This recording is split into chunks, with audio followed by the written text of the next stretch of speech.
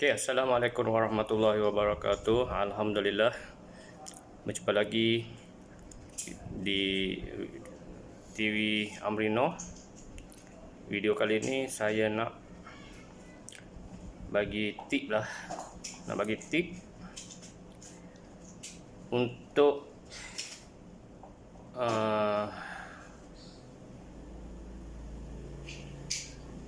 mengukuhkan organisasi negeri atau negara. Tip ini saya dapat daripada seorang ustaz.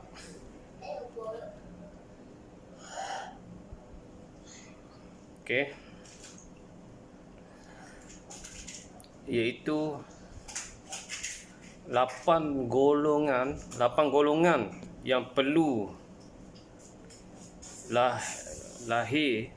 perlu dilahirkan dalam salah satu organisasi. Apabila berlaku 8 golongan ini berada dalam satu organisasi ataupun negeri ataupun negara, insya-Allah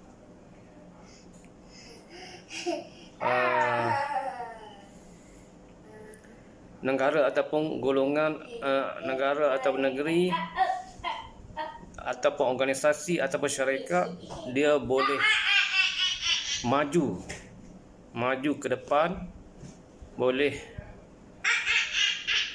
berjaya. Okey, kita pergi ke golongan yang pertama. Ada 8 golongan. Golongan yang pertama iaitu pemimpin yang betul-betul menghayati, kalau orang Islam, menghayati agama Islam itu sendiri. Seorang yang pemimpin yang beragama, yang memahami agama. Kalau orang Islam, agama Islam itu sendiri. Dia memahami selok-belok dan hukum halal haram. InsyaAllah negara ataupun organisasi ataupun negeri ataupun syarikat, InsyaAllah kalau adalah pemimpin yang betul-betul menghayati kalau agama Islam, yes. Okey, itu golongan yang pertama. Golongan pemimpin yang betul-betul menghayati Islam. Kalau agama Islam lah, maknanya pemimpin yang baik lah. Apabila dia beragama, dia menghayati, dia mengamalkan Islam secara keseluruhan. Okey. Golongan yang kedua ialah alim ulama yang betul-betul yang menghayati. Contohnya, kalau agama Islam, ulama yang betul-betul menamal hadis dan Al-Quran tu secara betul, secara keseluruhan. Okey, kalau ada nombor satu tadi, pemimpin Islam yang betul-betul mengamalkan Islam. Yang kedua iaitu alim ulama yang betul-betul menggunakan ilmu dan mengamalkan ilmu yang dipelajari. Okey, jelas. Pertama tadi pemimpin, yang kedua alim ulama ataupun ilmuwan Islam. Okey, yang ketiga pekerja ataupun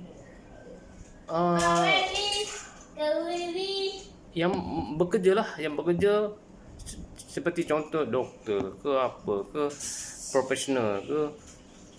Okey, orang yang bekerja untuk kepulang ataupun negara ataupun negeri, dia mesti mengamalkan Islam yang sebenar. Pekerja tidak boleh menipu, tidak boleh melakukan maksiat. Okey. Apabila lahirnya pekerja yang betul-betul mengamalkan Islam secara sungguh, insya-Allah lengkaplah. Yang pertama tadi, pemimpin Islam yang betul-betul bagus. Yang kedua, ilmu agama ataupun ulama yang bagus. Yang ketiga, pekerjaan. Orang yang bekerja tu yang bagus. Okey, kita terus ke golongan yang keempat, iaitu golongan yang keempat ini ialah pahlawan Islam. Pahlawan iaitu yang menjaga contoh negara, contoh negeri. Pahlawan, contoh dekat Malaysia ni, contoh polis, askar yang betul-betul menghayati Islam, yang faham, yang ada didikan Islam yang benar.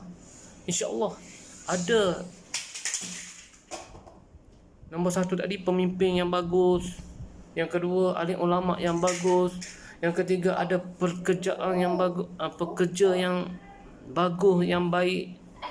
Dan yang keempat, iaitu contoh polis, askar yang baik, pahlawan yang baik, yang betul-betul mengikut Al-Quran, betul-betul yang mengikut ajaran Islam yang benar. Okey. Golongan yang kelima iaitu golongan para solehin.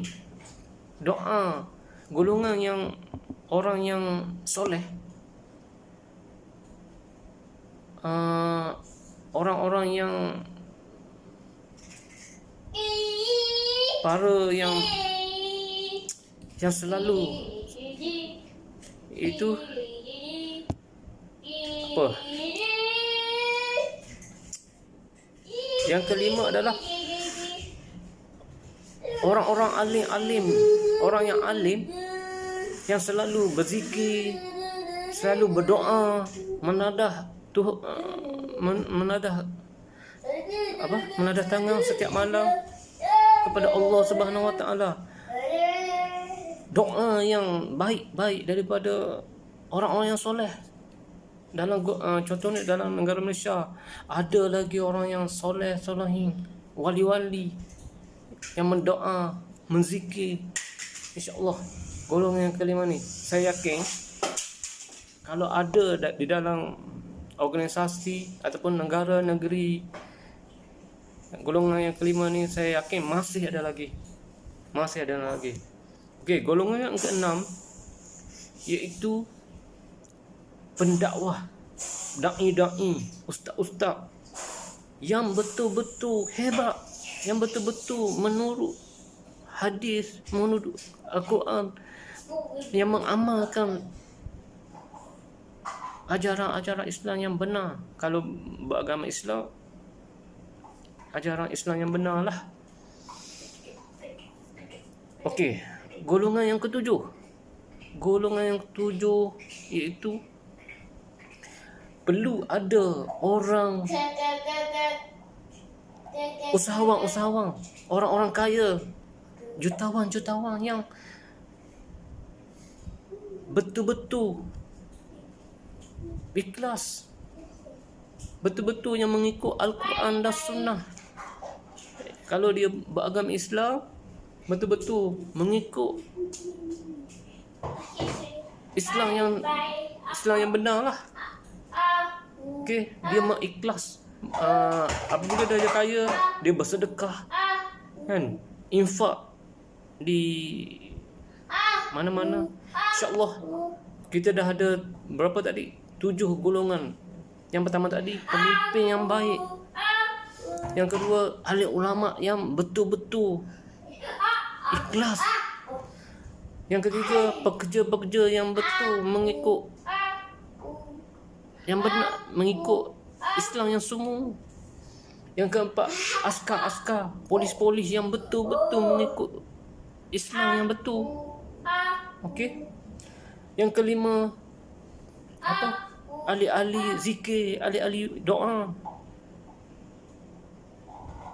Yang keenam, pendakwah yang hebat, yang selalu mengajak orang kebaikan, yang ikhlas. Yang ketujuh, orang kaya, jutawan yang ikhlas, yang selalu menginfakkan harta-hartanya ke jalan Allah. Dan golongan yang ke-8 yang terakhir, iaitu yang ke-8 itu wanita-wanita yang soleh, yang melahirkan anak-anak yang soleh. Okey, kalau 8 ini digabungkan, disatukan dalam organisasi, di dalam negara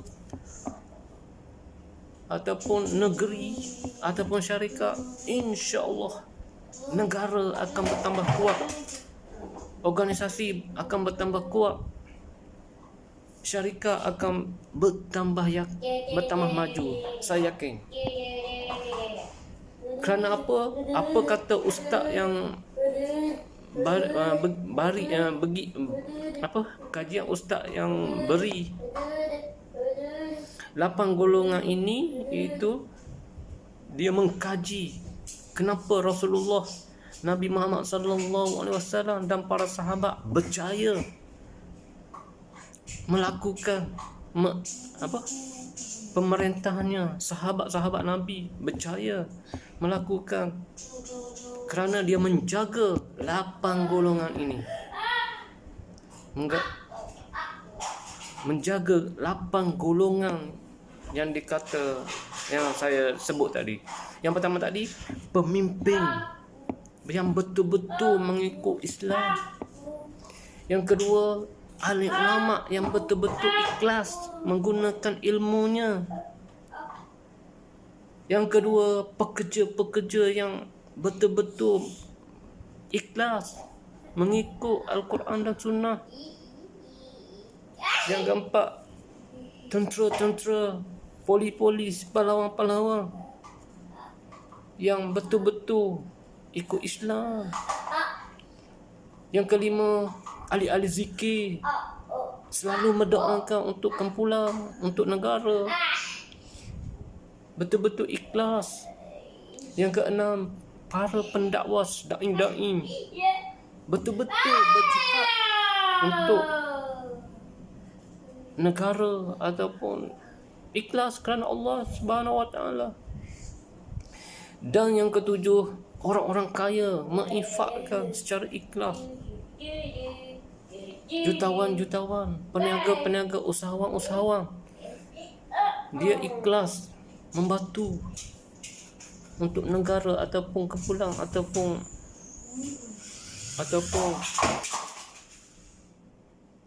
syarikat-syarikat yang menyertai.